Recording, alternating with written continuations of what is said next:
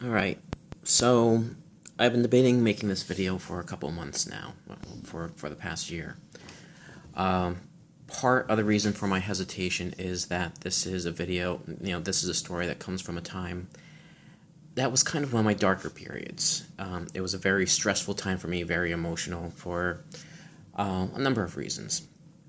But I used to work in an alternative juvenile corrections camp. Essentially what this was, it was a special program for juvenile youth as an alternative to actually going to prison. And the idea was to get them out in the woods, try to get them and give them some therapy. We did some work with different forms of therapy out there. I don't want to give too many details, just because confidentiality reasons and all that.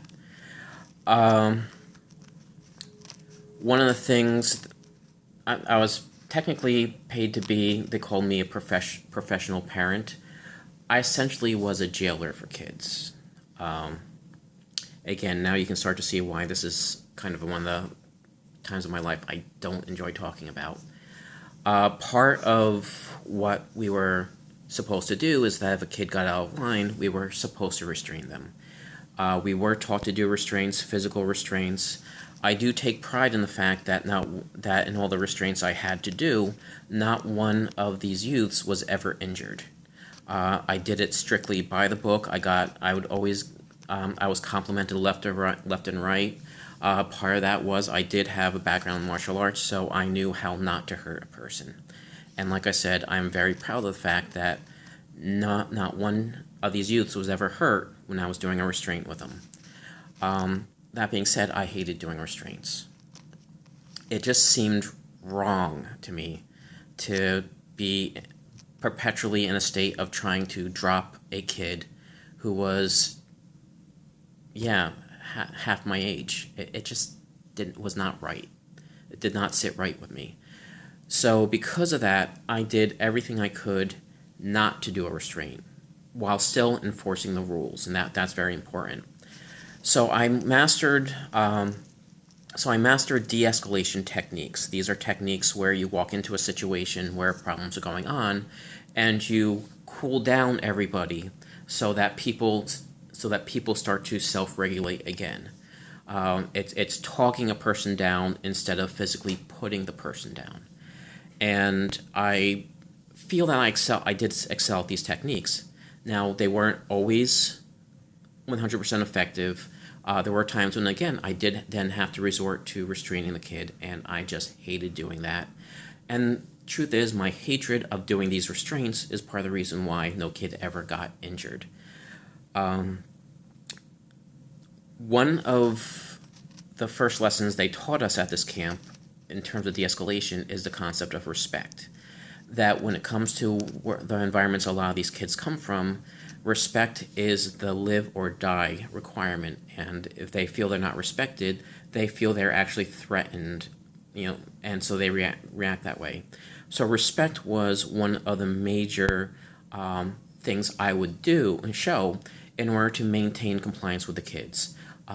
So that even if I had to correct a kid, if I had to restrain a kid, if I had to do whatever, I always made sure to maintain respect. Now, there are some of you who might point out, well, the kids have to be respectful first. Yes, true, ideally that is the case. However, I was a professional in that situation. I was the adult. So the greater onus was on me. And that's why, again, I focus on respect.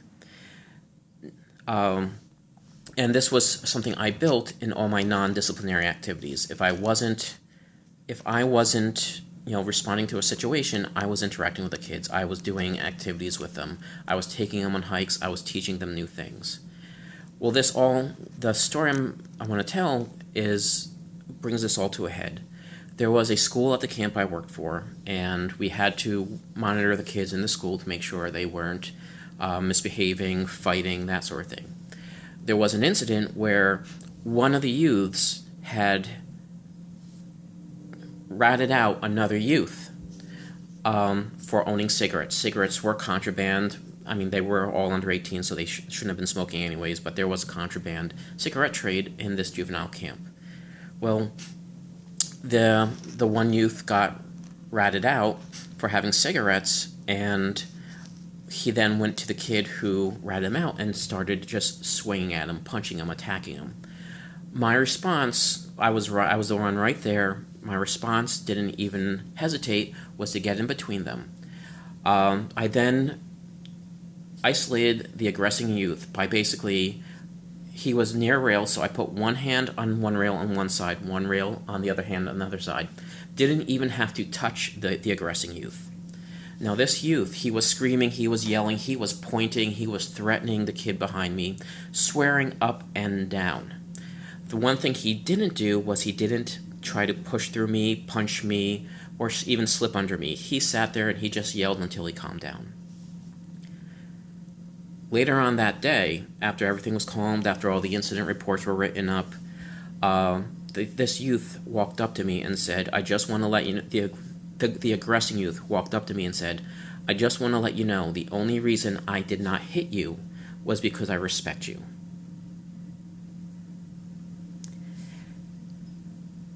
The reason I'm telling this story is there has been this, the problem has been very real, and this is a problem that's been going back years and years and years, but only now it's getting seen in the media, where kids who, and actually adults too, who could be easily de-escalated, easily talked down. I mean, these are people who are unarmed, are being met with overwhelming aggressive interventions. And the truth is, it's not just making it safe for the civilians. It's making it it's not just making it unsafe for these civilians who are getting beaten, abused, and even killed. It's making it unsafe for the officers too, because if the officers are not carrying out this ethic of respect, then they're not being responded to with respect either. What happened to me at the camp happens to people at the street. At the camp, I also worked with people who were in adult corrections, and they reported similar incidents where the inmates of the correctional facilities, the adult prisoners, they would actually make sure that they did not pull any problems on the shifts where the officers they respected were working. One of the officers actually came in and even joked that he came in just after an incident went down, and one of the prisoners told him, yeah, we want to make sure it happened before you got here because we did not want you to have to do that paperwork. Okay? So when we see these videos and we start to wonder what's going on, there is an ethic of respect that the professionals are not carrying out. And they're putting the civilians at risk, but they're also putting themselves at risk. And again, this is a story I don't like to tell too often. It's very, it's very personal. It's about a kind of a darker time for me. But I feel it's now necessary to start talking about it, given everything else that's happening in the